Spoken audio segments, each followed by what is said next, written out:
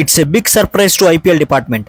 The great fort అయిన చిపాక్ స్టేడియంలో చెన్నై ఓడిపోవడం, 16 ఏళ్ల తర్వాత ఆర్సీబీ గెలవడం చాలా ఆశ్చర్యం. మనోళ్ళ ఫామ్ లేడకపోయినాయిరా. నాకేమీ తెలియదండి. నా మాటకు నేను 41 రన్స్ చేసి శివన్ డుబే గారికి అప్పచెప్పాను. ఆయన కూడా నాలాగా బౌల్డ్ అయ్యారు. కెప్టెన్ గైక్వాడ్ గారు కూడా దెబ్బేశారండి. ఇంకా పెద్దవారి గురించి నేను మాట్లాడకూడదు. మ్యాచ్ మింగబెట్టి ప్రెషర్ మొత్తం తాళం ఎత్తి వస్తారని మాకు అర్థమైపోయిందిరా.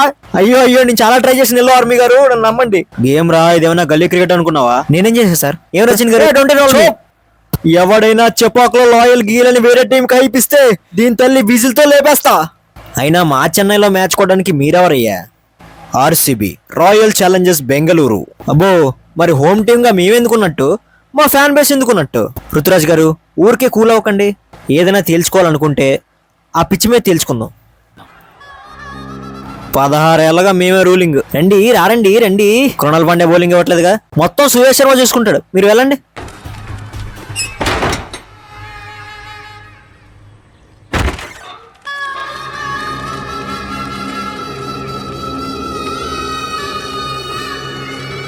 అన్నా, మనోళ్ళు చిపాక్ స్టేడియంలో ఈ మ్యాచ్ దేవుడికి ఇచ్చాం.